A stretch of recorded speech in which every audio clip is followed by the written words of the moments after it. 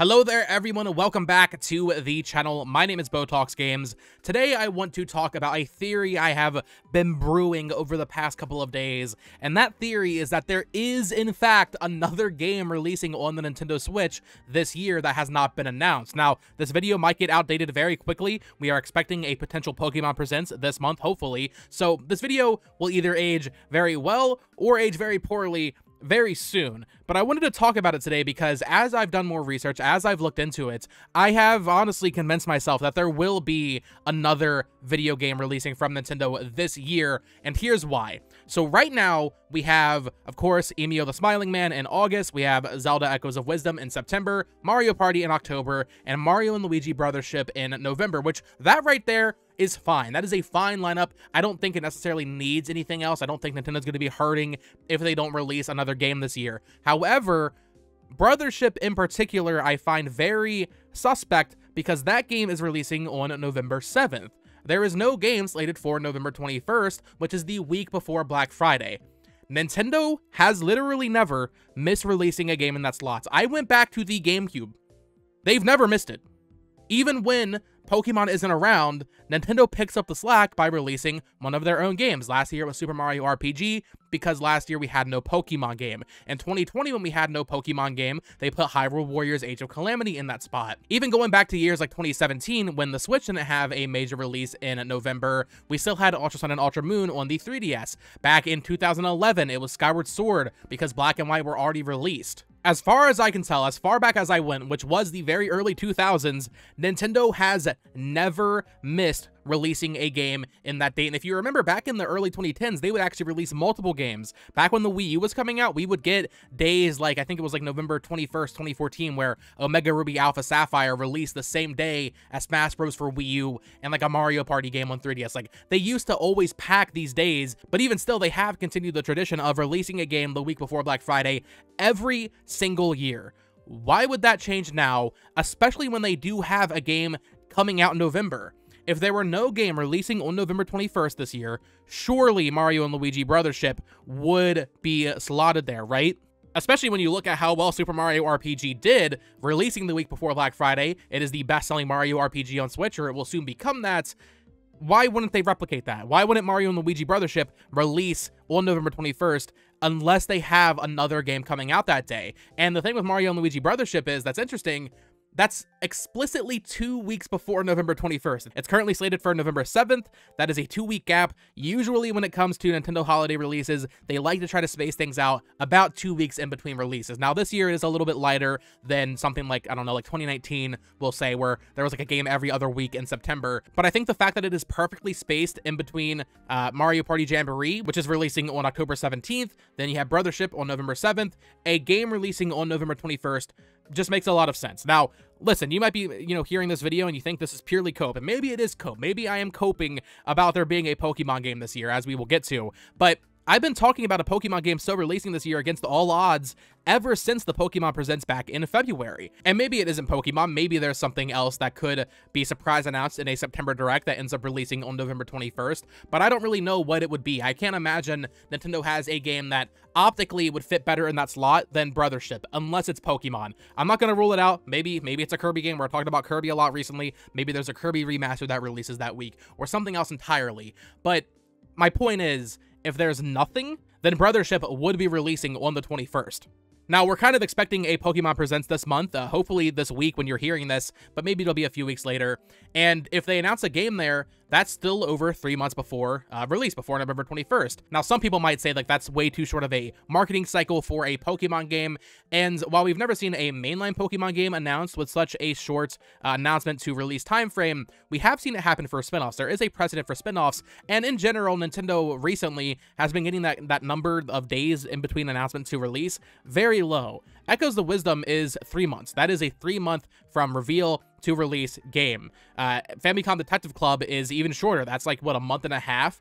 And yeah, like I said, most importantly, there is a precedent for Pokemon to do this, at least with spin-offs. So back in 2020, Mystery Dungeon Rescue Team Deluxe was announced, I believe, on January 9th, I want to say, and a release on March 6th. So about 2 months in between the announcement to release for Mystery Dungeon Rescue Team Deluxe, which I think it is, I would be shocked at this point with how far back I went, looking at every year, every holiday season for Nintendo, they've literally never missed the week before Black Friday. Never. It's never happened. I would be shocked if there's not a Pokemon game there. Am I setting myself up for disappointment? Maybe. Are you going to hear this video and think I'm just purely coping that there's going to be a new Pokemon game this year? Maybe.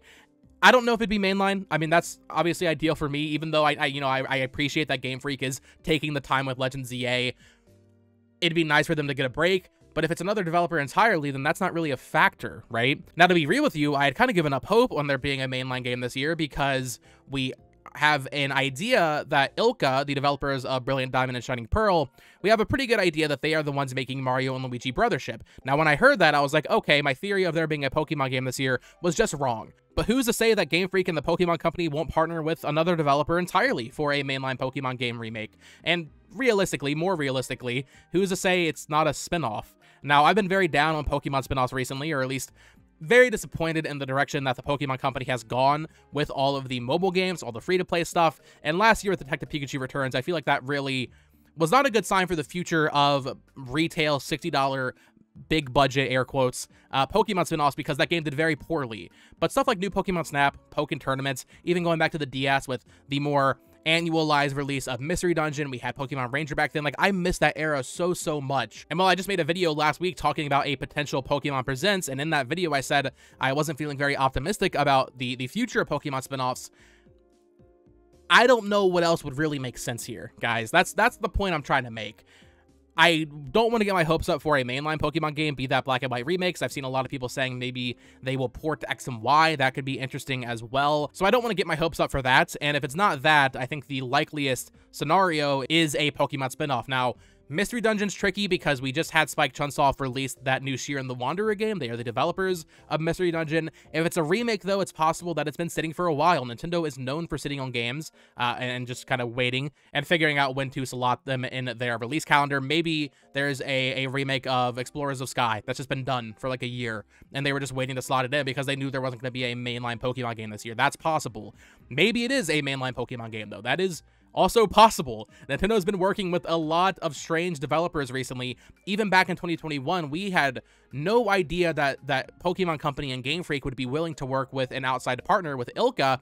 That was unheard of at the time. That was the first time an outside developer had ever taken a swing at a mainline Pokemon game, and I think for a lot of us, it didn't pay off, but the reality is that financially, it did pay off. Brilliant Diamond and Shining Pearl are the best-selling Pokemon remakes of all time. So if you're Pokemon Company and you're looking at how well that game did, and you're looking at the reactions to Scarlet and Violet and how unpolished it was, and you're letting Game Freak take more time with Legends ZA, that wouldn't necessarily stop you from looking for more partners to make a new Pokemon game, be that a remake, be that a new game entirely, although I think a remake would certainly fit better if it's an outside developer. ILCA's very big. It could still be them. It could be ILCA. ILCA is a large studio. They've expanded. They're partnering more with Pokemon. They're partnering more with Bandai Namco. So it could still be ILCA, even if they are behind Mario and Luigi Brothership.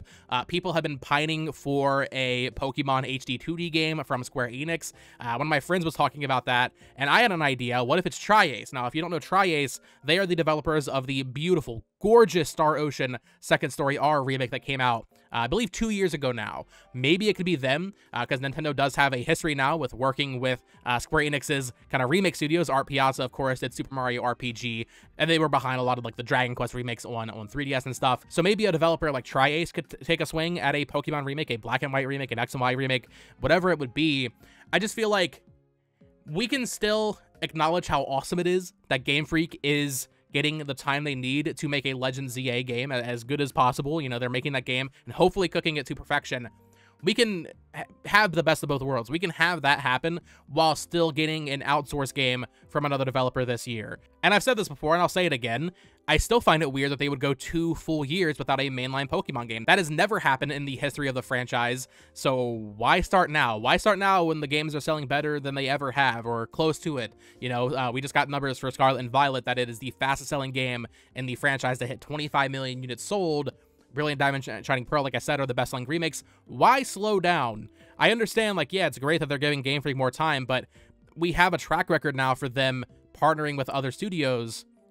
I think it makes sense for them to partner with another studio. And also, hey, I'm just going to throw this out there, but we actually do have a precedent, I realized, for a mainline game being announced very close to release. Back in 2012, Pokemon Black and White 2 were announced on February 26, 2012, so on Pokemon Day that year, and they released just 4 months later on June 23rd, 2012. Now, what I'm proposing here is a shorter time frame than that, 3 months, but still, there is a precedent for a mainline Pokemon game to be announced very close to release. It has happened in the past, even though it was a while ago. Now, like I said at the top, this could age very poorly very quickly. It could age very, very well very quickly, but I cannot look at the track record Nintendo has, and I know they can be unpredictable sometimes. I know they are not beholden to releasing a game on November 21st, the week before Black Friday this year, but they've literally never skipped it. There is not a moment in history that they have skipped it as far back as I went, which is more than 20 years. They have Mario and Luigi Brothers Ship releasing in November. Why wouldn't they just move that game to towards the end of the month, right? Like, that just does not make any sense to me. So we'll see what happens. I might get a lot of comments on this video calling me crazy, calling me a Pokemon conspiracy theorist, but I do truly believe that there will be something releasing this year, be it a spinoff. Hopefully it's mainline, but it could be a spinoff as well. So we'll have to wait and see. Of course, hopefully not very long, like I said. Let me know your thoughts down in the comments below. Do you think I'm going cuckoo here, or do you think there is some validity to my theory that there is another game releasing in November? And like I said, it doesn't have to be Pokemon. I think that's the likeliest scenario, given what the other options are. I mean, Nintendo could come out swinging with some game we have never heard of, and it's like a huge internally developed game. I really doubt that. There were some rumors about a new Pikmin game, I think, like a Pikmin spinoff. Maybe it could be that. I kind of doubt they would position that as a big holiday game, but maybe it's something else entirely. But I do think we will get some sort of Nintendo release on November 21st this year. So let me know your thoughts down in the comments below. Of course, subscribe here for more Nintendo Switch news, reviews, discussions, theories, all of that fun stuff. Follow my new channel, It's Amiibo, at It's Amiibo. Really appreciating the support over there. It's already at like 300 subscribers at the time of recording. I think the YouTube algorithm is finally picking it up, so really appreciate the support over there. And of course, you can follow me on Twitter at BoTalksGames. But until next time, folks, peace.